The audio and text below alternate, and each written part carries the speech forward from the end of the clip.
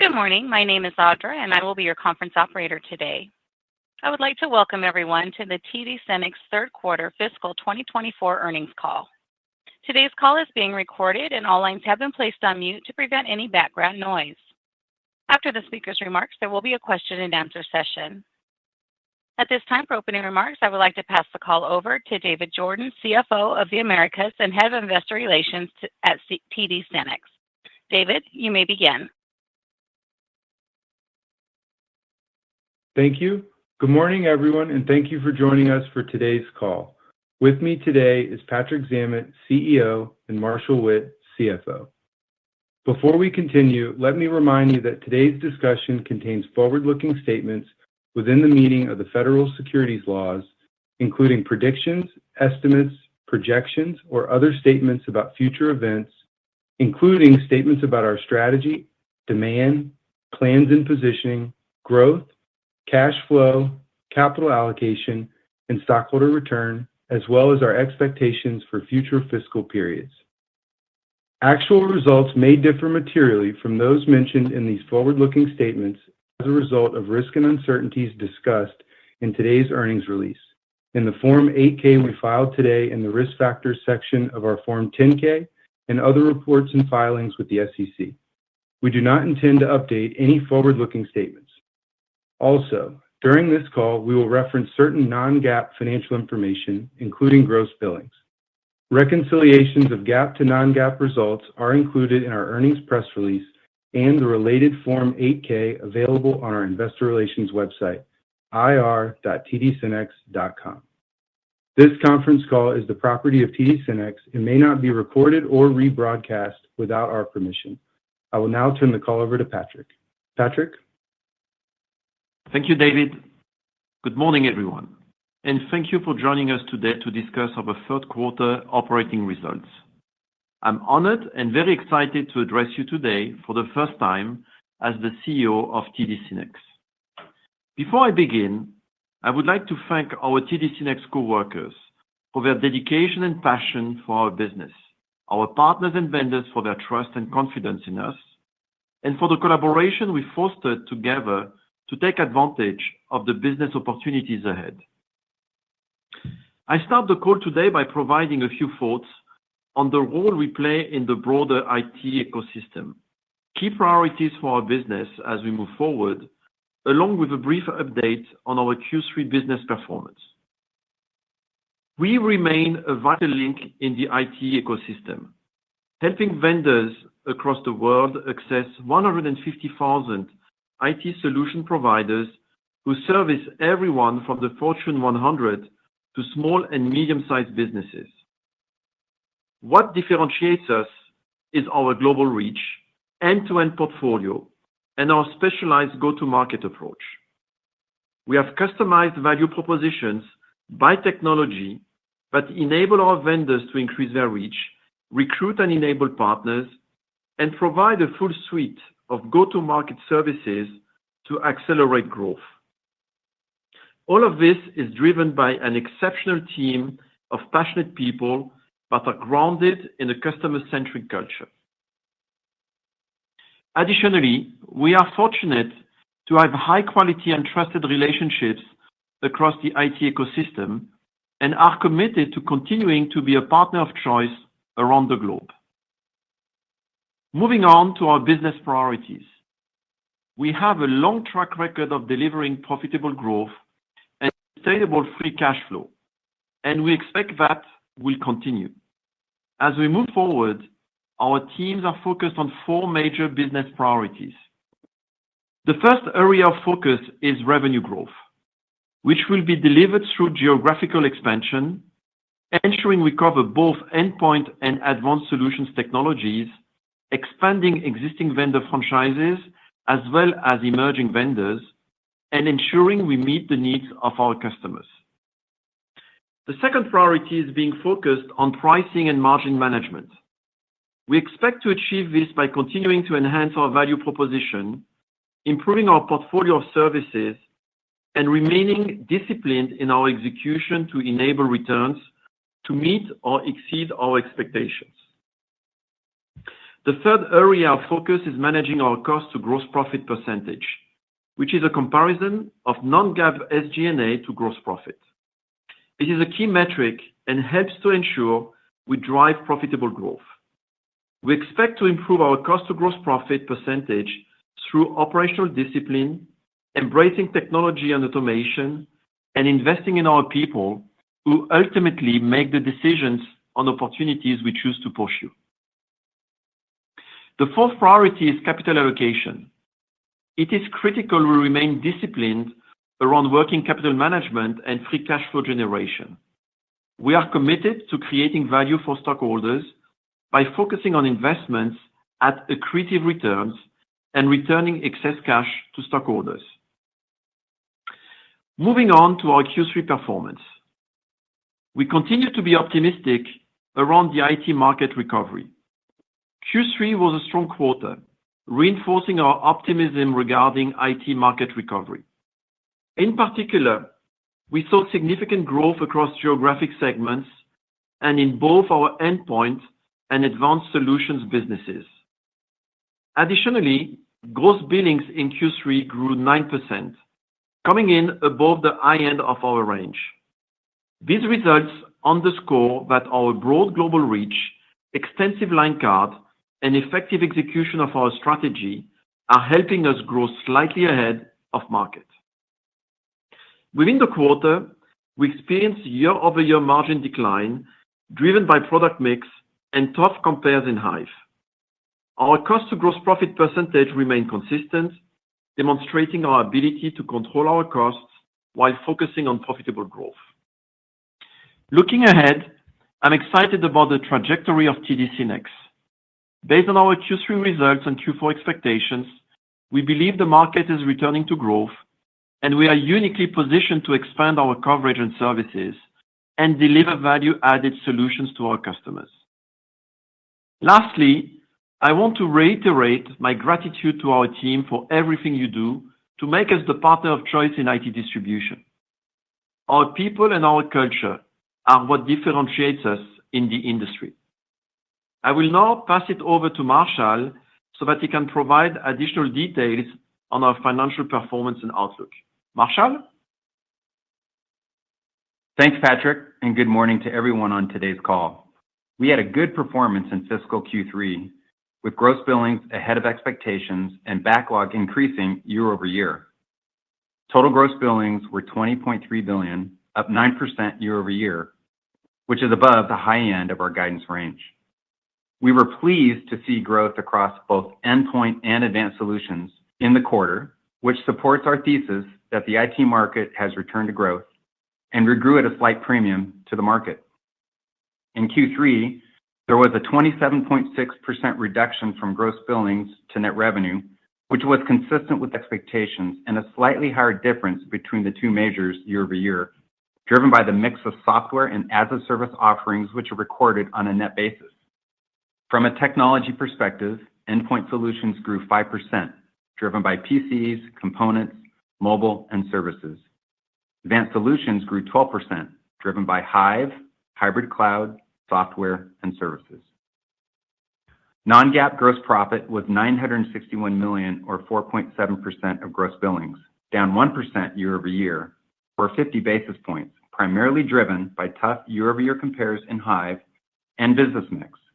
As we commented in the prior quarter, Hive, which sits within advanced solutions, experienced elevated margins in the prior year due to cost recoveries and incremental recognition of inventory carrying costs as we sold through aged inventory in 2023. Non-GAAP SG&A expense was $568 million, or 2.8% of non-GAAP gross billings, which represented a 30 basis point improvement from the prior year. As Patrick discussed, we are introducing a new metric comparing non-GAAP SG&A expense to gross profit, as we believe gross profit is a better metric to compare than reported revenue, as more of our business is being netted down. The cost to gross profit percentage in Q3 was 59.1%, representing a slight improvement year over year, driven by disciplined cost management, while continuing to balance investments in strategic growth areas. Our cost to gross profit percentage will be an important metric and focus as we grow our business. Non-GAAP operating income was $393 million, down 1% year over year. Non-GAAP operating margin was 1.9% of gross billings, down 20 basis points year over year, which was consistent with expectations. The decline was primarily due to the Hive headwinds, which we previously discussed, and the mix within our distribution business. On a reported revenue basis, non-GAAP operating margin was 2.68%, down 16 basis points from the prior year and consistent with expectations. Interest expense and finance charges were $80 million, and the non-GAAP effective tax rate was approximately 21%. Our effective tax rate was lower than expected due to favorable discrete items and mix. Total non-GAAP net income was $245 million, and non-GAAP diluted EPS was $2.86, which was slightly above the midpoint of our guidance range. Now turning to the balance sheet. For Q3, net working capital was $3.5 billion, down $39 million from Q2, and the cash conversion cycle based on net revenue was 21 days. This represented an improvement of 2 days year over year and quarter over quarter. As a result of our strong working capital management, free cash flow was approximately $339 million for the quarter. We returned $91 million to stockholders in quarter three, with $57 million of share repurchases and $34 million of dividend payments. Year to date, we have generated $530 million of free cash flow and returned $614 million to stockholders in the form of buybacks and dividends. Similarly, since fiscal 22, we have repurchased 1.25 billion shares and paid $350 million of dividends, totaling $1.6 billion or 100% of our free cash flow. For quarter four, on a sequential basis, we expect to slightly increase our capital allocation towards share repurchases. For the current quarter, our board of directors has approved a dividend of 40 cents per common share, which will be payable on October 25th, 2024, to stockholders of record as of the close of business on October 11th, 2024. We ended the quarter with $854 million of cash and cash equivalents and debt of $4.1 billion. Our gross leverage ratio was 2.3 times, and net leverage was 1.8 times, which is within our target range. In Q3, we also paid off $700 million of senior notes that matured in August at 1.25%. Now moving to our outlook for the fiscal fourth quarter. For Q4, we expect non-GAAP gross billings to be in the range of $20.5 billion to $21.5 billion, representing growth of 6% at the midpoint. We expect our gross to net percentage adjustment to be approximately 27.2%, which translates to $14.9 billion to $15.7 billion of reported revenue. Our guidance is based on a euro to dollar exchange rate of 1.1.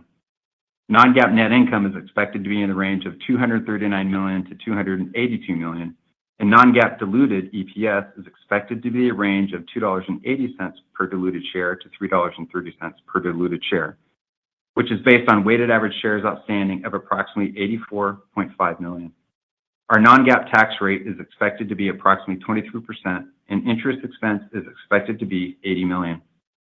As we close out Q4, we expect to generate approximately $1 billion in free cash flow for the fiscal year and are committed to returning excess free cash flow to stockholders, keeping in mind investments needed to strategically grow our business.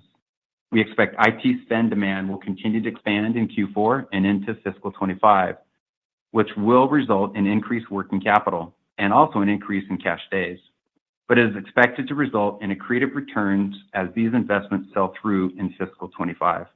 In closing, we believe we remain well positioned to benefit from the IT market recovery and have a strong balance sheet to fund our unique capabilities, allowing us to be the global partner of choice in IT distribution.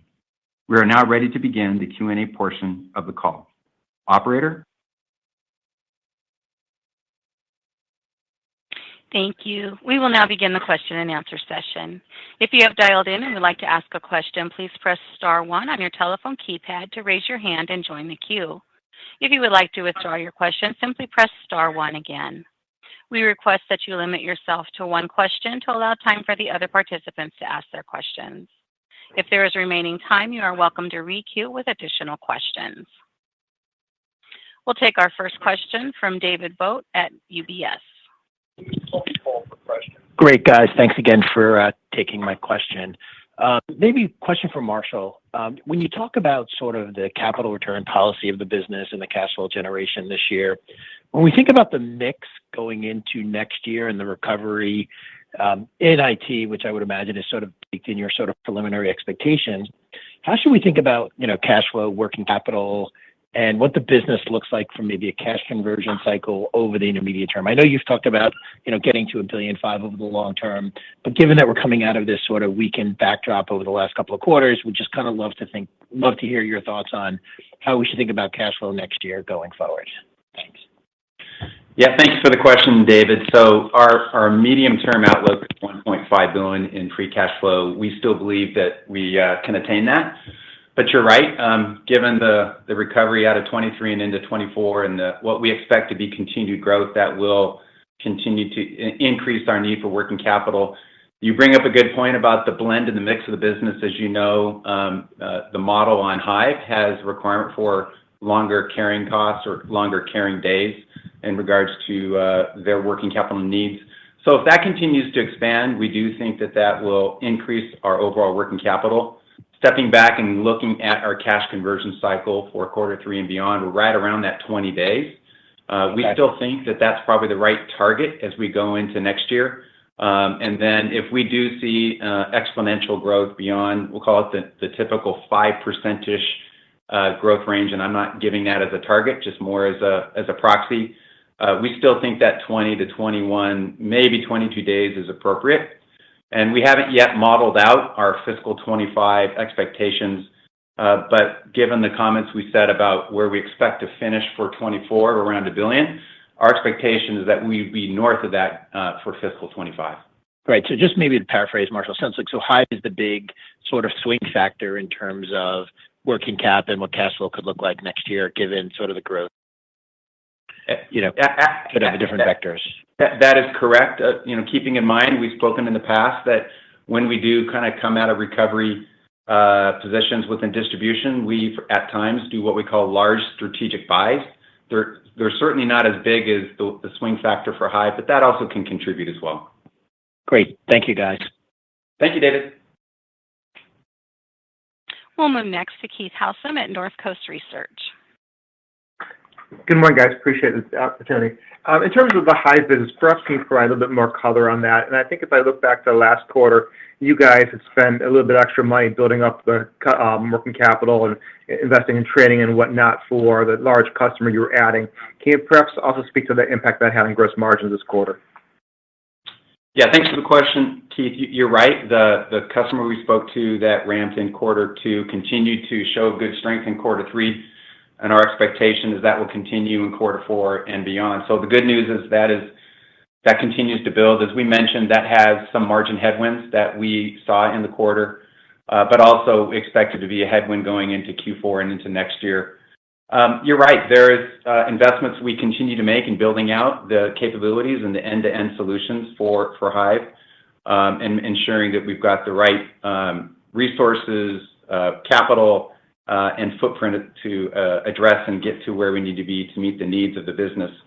More specifically, just on the Hive impact on the quarter, as you remember, in the prior year for Q3 and Q4, Hive experienced two benefits to gross profit. One is we carried quite a bit of inventory coming out of fiscal 22, and as that aged out and we sold it through, our customer pays us to carry that and also gives us a margin markup. So that had significant benefit to us in Q3 of last year and Q4. And then we also had some cost recovery programs. They're one-off in nature. They came through in the second half of last year. So if you just step back and think about where did the majority of the decline in overall profitability come from in terms of our performance in Q3 year on year, it was due to those good strength in profit last year and then the investments we're making this year to grow the business. And just would like to add one thing. I mean, Hive enjoys higher margins. So as we grow with Hive, it will have a positive impact on our mix and will be accretive to our results. Great. Thank you. Appreciate it. Thanks, Keith. Next, we'll move to Ashish Sabadra at RBC Capital Markets. Hi, this is David Page on for Ashish. Thanks for taking my question. I just had a quick one regarding the strength in strategic technologies, which seems to be continually growing, very strongly. Maybe you could just provide a little bit more color what was driving the growth in strategic technologies during the quarter, and then if you can, maybe an early read into fiscal 25. Thank you. Yeah. So the strategic technologies, specifically, it's cloud, it's security and AI. It includes also Hive. And clearly, those markets continue to enjoy nice growth. And as you know, the AI market in particular, the hyperscalers have announced that they will continue to invest massively. This year, they will roughly invest $250 billion. I mean, thanks to Hive, we participate also in that market. So that, besides the growth which we see in distribution, in hybrid cloud, in security and AI, the acceleration of the investments of the hyperscalers will continue to drive that growth rate up.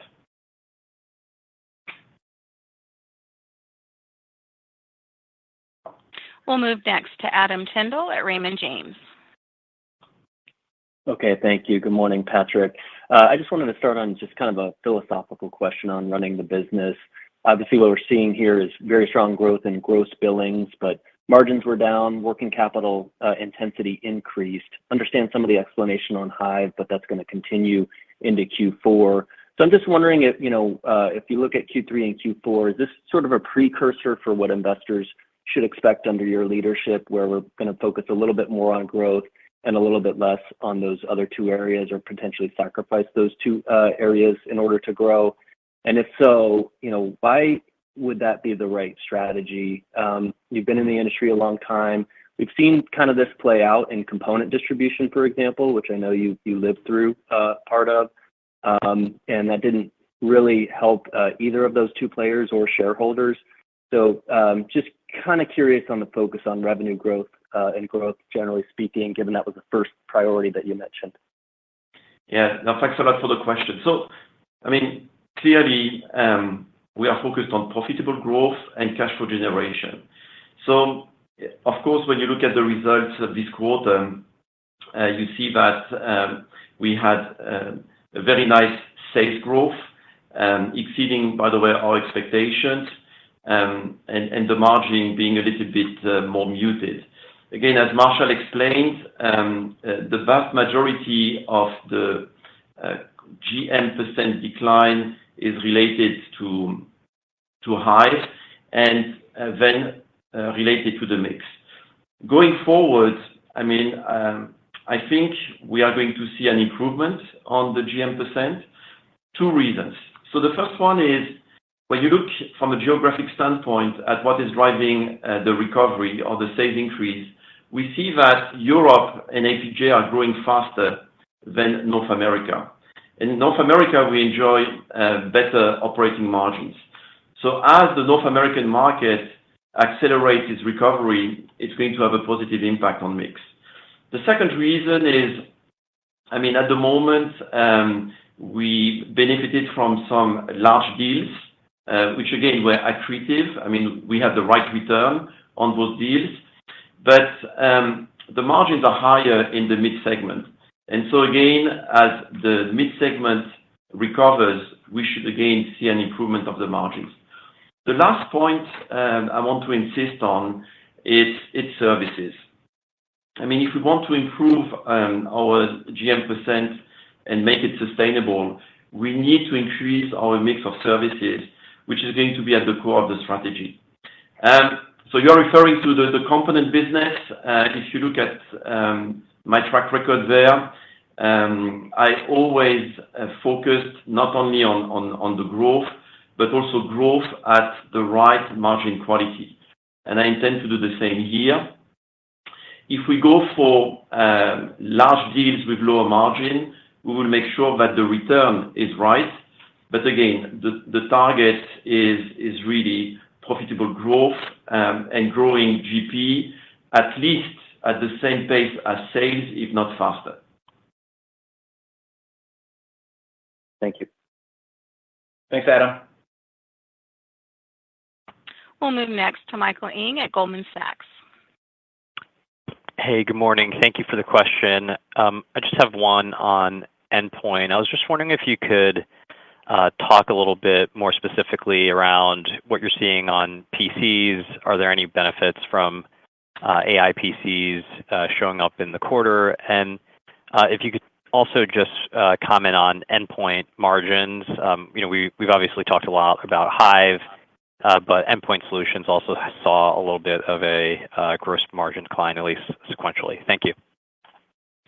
Yes, thanks a lot for the question, Mike. So I will take what we see in the PC market. So the PC market is back to growth, and we see that in all the regions. Now, the pace of recovery is slightly more muted than expected. We were expecting mid to higher single-digit growth, and we were more in low single-digit growth. Now, I think that going forward, the tailwinds we've talked about, in particular, so AI PCs, but not only the refresh of the PCs both during the pandemic and the refresh required with Windows 10 being replaced by Windows 11.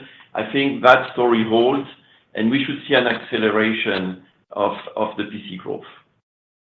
AI PCs very rapidly. So the weight of AI PCs in the total PC resale at the moment continues to be relatively low. One of the reasons being that the new AI PCs are just coming into the market. So I think customers have been waiting a little bit, especially to see the mid-range PCs coming. We had a series of launches at the beginning of the quarter. There will be more by the end of the quarter.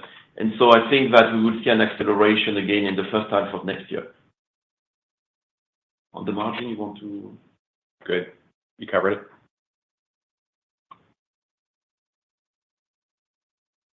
We'll go next to Joseph Cardoso at JP Morgan. Hi, good morning, everyone, and thanks for the question here. Just one for me. It sounds like you're feeling pretty confident around a recovery in the broader IT spending market heading into the second half of this year and into next, which is maybe a bit different than what we're hearing from some of your VAR partners who are seeing more of a, let's say, a mixed environment. Just curious what is driving your confidence around a recovery here, and perhaps maybe you can flesh out that a bit, either by a product area or customer vertical where you're feeling the most confident versus other areas that perhaps are still, call it sluggish. Thanks for the question, guys. Yeah, so thanks a lot. So, when you look at the market, so I talked about the PC market. Again, the recovery, we are back to growth, but the recovery in the second half of this year is a little bit below expectation, and we should see an acceleration next year. The other technology I want to bring to the table today is networking. We know that, we have tough compares. Last year, we had huge backlogs which got shipped in the second half, which explains why the market year-on-year is down double digits. But that, again, is normalizing. So I think, again, in Q4, we should be at the end of the tough compare. And so next year, we will, again, have a normal compare, and we should see the positive. I want also to insist on the geographical aspect. Europe is recovering faster. What we see in the market is, mid-single digit growth. It's driven, so in Europe specifically, the distributors are serving also the B2C market, and we see a recovery coming from the B2C market. The B2B market is a little bit more muted, but again, we should see some acceleration. APJ, again, is doing well. North America is really where, for the moment, the market is flat. I would say slightly down, but between 1% down. And here again, we expect the market to come back, driven by PCs, driven by networking, and all the other technologies are doing much better too. So next year, because of that, we believe that we should have a good, we should see an acceleration of the growth. Thanks, Patrick. Appreciate all the color. Thanks, Joe. We'll move to our next question from Ruplu Bhattacharya at Bank of America. Hi, thank you for taking my questions. I have two. First one for Patrick. Patrick, where do you see your investments over the next year? Are you happy with the portal? Is that something you want to enhance? And then as we think about the impact of AI, do you think you need to enhance your line card or make any investments in that area to take advantage of that? So just your thoughts on where you need to invest to drive further growth over the next year. So I want to start. So investment in technology is going to be key for us. On the ERP, the good news is that in both North America and in Europe, we've completed our conversions, and so we are now on one system. And so I expect there the investments to come back to normal. When it comes to platforms, in particular to support as a service, here we will continue to invest. The market, so the weight of software and as a service in our total mix is increasing, and we need to continue to enhance our value proposition there. Yeah. So yes, more investments in our platform, cloud platform in particular. Okay, thanks for that. And for sorry. AI. Go ahead and cover AI. Yeah. So on AI, again, I mean, we see an acceleration of the demand. So as you know, we've developed a specific go-to-market and program called Destination AI, which is covering all our technologies, because we believe that AI will benefit not only to the software category, but also to the endpoint category, to the server category, the networking category. If you look at our line card today, we are, in fact, on all those technologies, very well positioned. We have, I mean, we believe already the leaders, which will enable us to win in the market. So yes, we constantly look at new partners to make sure that our product portfolio and our value proposition remains competitive. But again, I mean, today we think we are already very well positioned in that space. And Ruplu, just one thing to add on AI in regards to Hive, and we've mentioned this in previous discussions. They continue to experience a growing partnership with NVIDIA. That business continues to expand and has an opportunity to be significant for us as we go into 2025. Okay, thanks for all the details there. Marshall, if I can follow up on capital allocation priorities. I mean, how are you looking at any potential M&A in this space and buybacks? So can you help us, or debt reductions? Can you help us just prioritize these things? Thank you. Sure, Ruplu. I'll have Patrick first speak to M&A and his thoughts there, then I'll close it. Yes, so M&A continues to be an opportunity for us to accelerate growth in specific geographies, or to acquire specific technologies, or to acquire capabilities. The second thing I would mention is that when you look at our M&A policy, we've always been very disciplined. So we will only go for M&As where we know that the return is going to meet our financial expectations. And the third thing I wanted to add is we have a very successful track record of M&A and integration. You look at the acquisition of Avnet, the merge between Tech Data and Synnex. Again, all those acquisitions or mergers have been accretive. We have a true expertise integrating companies. And so M&A, because of that, will continue to be part of the strategy. And then Ruplu, just on the share repurchase and buyback, and the dividends, certainly holding to our 50-50 allocation that we set out a couple years ago. And looking at our overall share repurchase since the fiscal 22, we've repurchased over 1.25 billion of shares and returned dividends of $350 million. So that totals about $1.6 billion, which is 100% of our free cash flow. So back to that pivoting where the M&A wasn't there, we filled it in with returning back to our shareholders. In the prepared remarks, we plan to continue to repurchase shares in Q4. From a leverage standpoint, we're happy with where we're at. We're at 2.3 times gross and 1.8 times net. So feel comfortable that we're at the right target range. Okay. Thank you for all the details. Appreciate it. Thank you. We'll go next to George Wang at Barclays. Okay, guys. So thanks for taking my question. I have just two quick questions. Firstly, I just want to kind of hone in on the Hive again, crown jewel assets for you guys. And just curious for one, are you seeing expansion of new logos? Previously there might be some customer concentration with a couple of hyperscalers. Just curious if you have new design wins, on the assembly side, but also curious kind of how is the utilization going for the assembly lines? Yeah, thanks for the question. So we have spoken about a newly landed customer in the prior quarter that continued to expand in quarter 3, and we expect that will continue to grow in quarter 4 and into 25. We do focus quite a bit on customer diversification. That's one of our key strategies, both of the hyperscalers and the next tier of customer opportunities, and have done a really good job of building out our capabilities.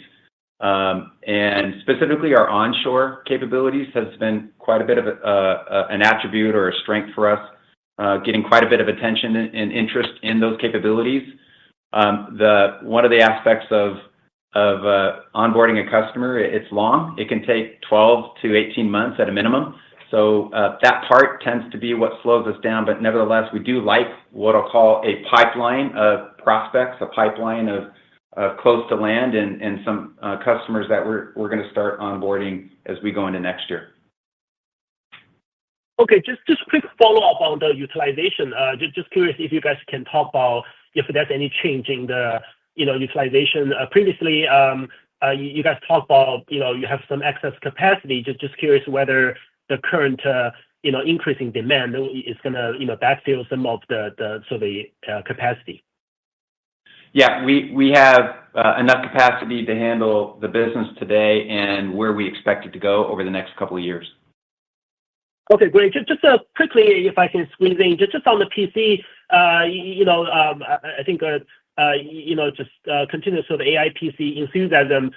Just curious if you have any changes in terms of when it's flowing to the P&L, but also have you seen any sort of kind of near-term cannibalization from the AI PC on the traditional PCs? Some of your competitors talk about this interim period, like you might have some uncertainty on the corporate spend just because you have impending sort of wave of AI PC. Just curious if you have seen any change in the customer sort of behavior and dynamics over the last 3 months.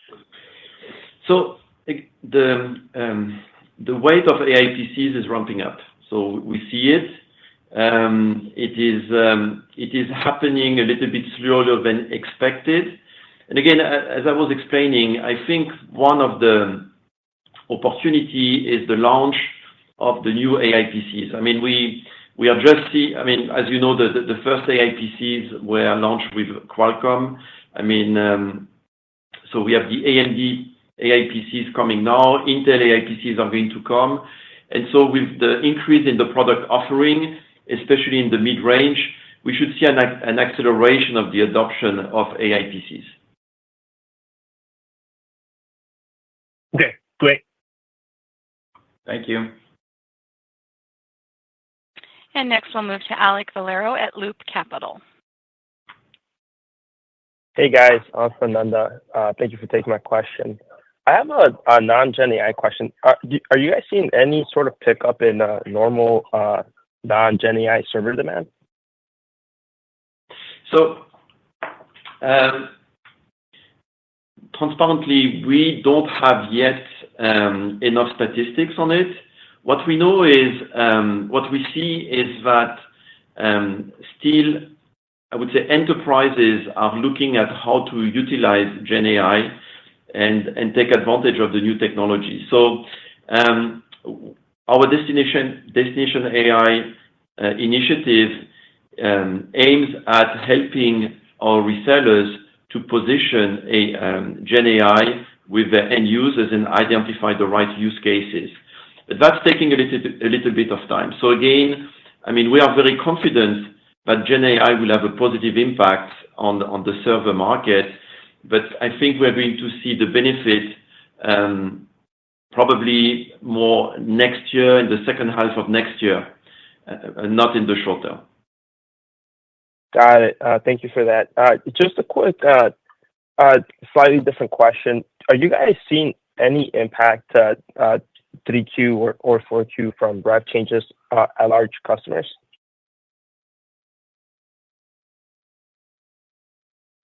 Alex, can you just repeat that again? I heard have we seen the impact? Did you say from large customers in Q3 and Q4? Yeah, that's right. Yeah, any revenue impact from large customers to 3Q or Q4? So no, for the moment, I mean, that segment of the market, so in particular in North America, continues to be a little bit more muted. Okay, so we are not seeing yet an acceleration of the demand. Yeah, that's the status as of today. And then just to clarify, Alex, if the question is a broader, did we see any large corporate activity in the quarter? I think Patrick referenced there were a couple larger deals that had lower margin impacts, but great returns given their cash days. So those come and go, but outside of that, not much. Okay. No, that's perfect, guys. Thank you for that. Appreciate it. Thank you. And that concludes our Q&A session. I will now turn the conference back over to Patrick for closing remarks. Yeah, thanks very much. So before we wrap the call, I just want to acknowledge our 23,000 coworkers across the globe for their dedication to serving our customers, vendors, and the technology marketplace at large. Thank you to everyone for attending today's call, and we look forward to reconnecting next quarter. Have a good day. And this concludes today's conference call. Again, thank you for your participation. You may now disconnect.